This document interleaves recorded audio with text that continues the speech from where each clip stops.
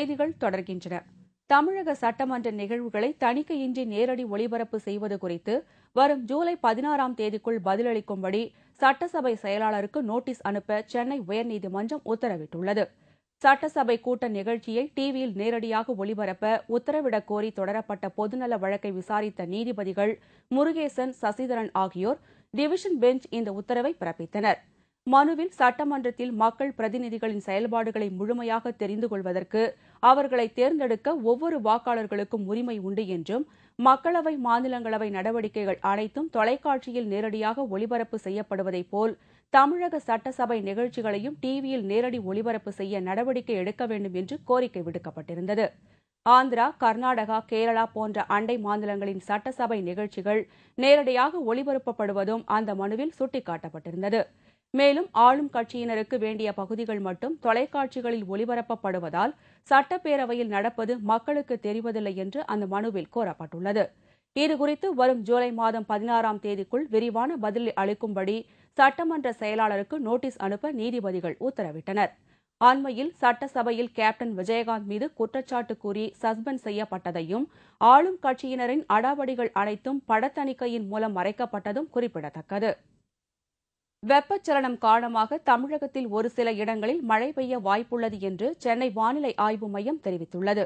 சென்னை வானிலை ஆய்வு மைய இயக்குநர் SR ரமணனை நமது கேப்டன் தொலைக்காட்சி செய்தியாளருக்கு அளித்த பேட்டியில், தமிழகத்தில் வெப்பச்சலனம் காரணமாக ஒரு சில இடங்களில் மழை பெய்ய வாய்ப்புள்ளது என்றார். கடந்த 24 மணி நேரத்தில் ஏற்காட்டில் 8 சென்டிமீட்டர் மழை பெய்துள்ளது என்றும், இன்று 98 டிகிரி வெயில் பதிவாகியுள்ளது என்றும் SR ரமணன் அப்போது குறிப்பிட்டார். திருப்பூர் பாசி நிதி நிறுவன மோசடி வழக்கில் கைது செய்யப்பட்ட IG பிரமோத்குமாருக்கு நீதிமன்ற காவல் நீட்டிக்கப்பட்டுள்ளது. பாசி நிதி நிறுவன மோசடி வழக்கில் கைது செய்யப்பட்ட பிரமோத்குமார் நீதிமன்ற காவலில் சென்னை புழல் சிறையில் அடைக்கப்பட்டுள்ளார். இன்று சென்னை உயர்நீதிமன்ற வளாகத்தில் உள்ள CBI நீதிமன்றத்தில் அவரது வழக்கு விசாரணைக்கு வந்தது. இதற்காக பலத்த பாதுகாப்புடன் அழைத்து வரப்பட்ட IG பிரமோத்குமார் நீதிபதி முன்னிலையில் ஆஜர்படுத்தப்பட்டார். நீதிபதி ராமமூர்த்தி ஜூன் 28ஆம் தேதி வரை பிரமோத்குமாரை நீதிமன்ற காவலில் வைக்க உத்தரவிட்டார். இதைத் தொடர்ந்து IG பிரமோத்குமார் மீண்டும் சிறையில் அடைக்கப்பட்டார். பணி வழங்க வலியுறுத்தி சென்னை மருத்துவ கல்வி இயக்ககத்தை முற்றுகையிட முயன்ற 100க்கும் மேற்பட்ட மருத்துவ தொழில்நுட்பர்கள் கைது செய்யப்பட்டனர்.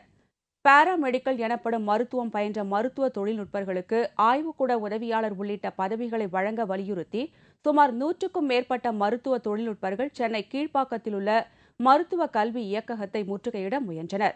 அதனை தடுத்து நிறுத்திய போலீசார் அவர்களை கைது செய்தனர். இதனிடையே செய்தியாளர்களிடம் பேசிய இந்திய கம்யூனிஸ்ட் மாநில செயலாளர் தா. பாண்டியன், மருத்துவ தொழில்நுட்பர்களின் குடும்ப நலனை கருத்தில் கொண்டு அவர்களுக்கு பணி வழங்க தமிழக அரசு முன்வர வேண்டும் என்று தெரிவித்தார். லேப் டெக்னீஷியன்ஸ் என்று பயிற்சி பெற்றவர்கள் 6300 பேர் இப்பொழுது முழு தகுதி பெற்றவர்கள் தமிழகத்தில் இருக்கிறார்கள். அது ஏதோ 6300 பேர் அல்ல, அவர்களை பயிற்றுவித்து அவர்களை பெற்ற பெற்றோர்கள் குடும்பம் என்று அர்த்தம்.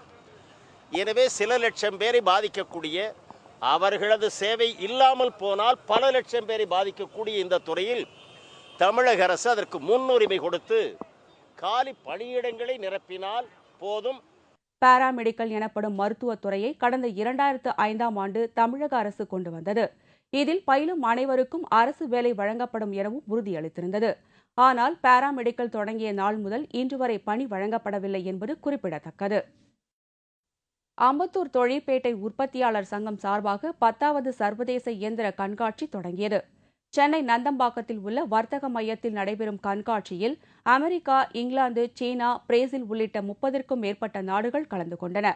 இதில் 480 இயந்திர உதிரிபாக உற்பத்தியாளர்கள் மற்றும் தொழில்நுட்ப நிபுணர்களின் இயந்திரங்களான ஆட்டோமொபைல்கள், வெல்டிங் கருவிகள் உள்ளிட்ட பல வகையான இயந்திரங்கள் பார்வைக்காக வைக்கப்பட்டுள்ளன. தொழில்நுட்பம், முதலீடு மற்றும் வேலைவாய்ப்பு பற்றி அறியும் வகையில் இந்த கண்காட்சிக்கு ஏற்பாடு செய்யப்பட்டுள்ளது.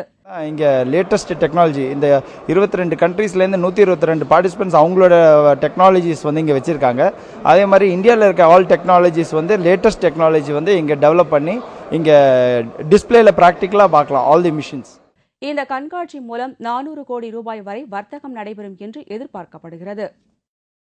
கடந்த ஆண்டு நடைபெற்ற குரூப் 2 தேர்வு எழுதி வெற்றி பெற்றவர்களுக்கு வரும் 20ஆம் தேதிக்கு மேல் நேர்காணல் நடைபெறும் என்று தமிழ்நாடு தேர்வாணைய இயக்குநர் அறிவித்துள்ளார்.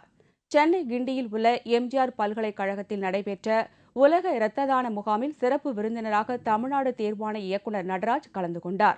அப்போது செய்தியாளர்களை சந்தித்த அவர், கடந்த ஆண்டு 7000 பணிகளுக்காக நடைபெற்ற குரூப் 2 தேர்வு முடிவுகள் வெளியிடப்பட்டுள்ளதாகவும் அதற்கான நேர்முக தேர்வுகள் வரும் 20ஆம் தேதிக்கு மேல் நடைபெறும் என்றும் தெரிவித்தார். மேலும் இந்த ஆண்டிற்கான குரூப் 2 தேர்வு 3631 பணிகளுக்காக நடைபெற உள்ளதாகவும் தெரிவித்துள்ளார். அதற்கான தேர்வுகள் வரும் ஆகஸ்ட் மாதத்தில் நடைபெறும் என்றும் ஆர். நடராஜ் கூறியுள்ளார். இப்பொழுது இந்த குரூப் 2 அதற்கான ஒரு அறிவிப்பும் கொடுத்திருக்கிறோம். மொத்தம் 3631 பதவிகளுக்கான குரூப் 2 பதவிகளுக்கான நோட்டிஃபிகேஷன் அதுவும் நம்ம வெளியிட்டிருக்கிறோம். அதற்கு ஆகஸ்ட் மாதம் அதனுடைய தேர்வு நடைபெறும். அந்த விண்ணப்பங்கள் அதையும் இந்த ஆன்லைன் முறையில் எல்லோரும் விண்ணப்பிக்கலாம்.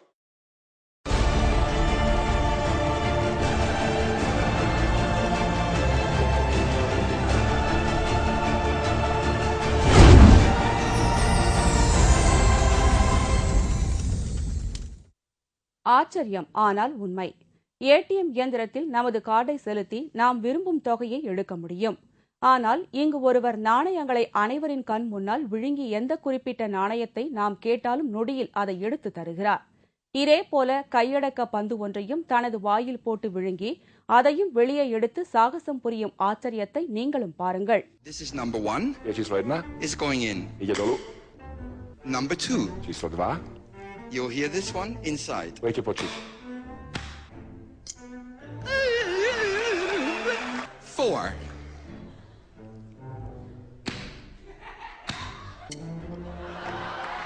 And number 5.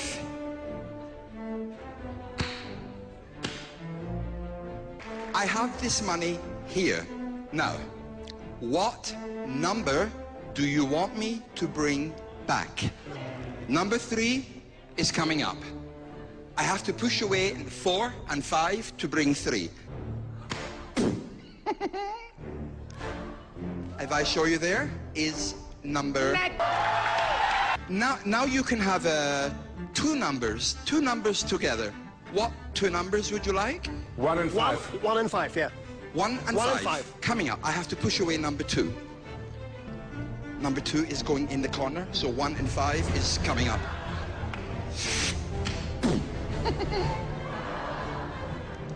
If I show you these, hold them together, you can see number 1 and number 5. I have to bring him back, so I have a pool ball. This is a real pool ball. Will go in, and number 2 will come up. So, ball in, money back. You better come back.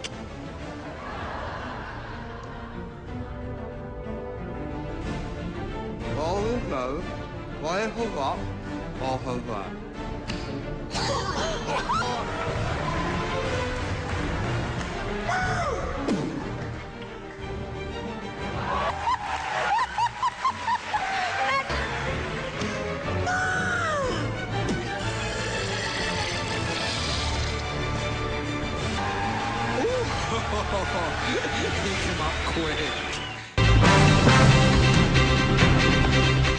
Euro கால்பந்து போட்டி, C பிரிவு அணிகளுக்கு இடையே பல பரீட்சை. விவரம் இடைவேளைக்கு பிறகு.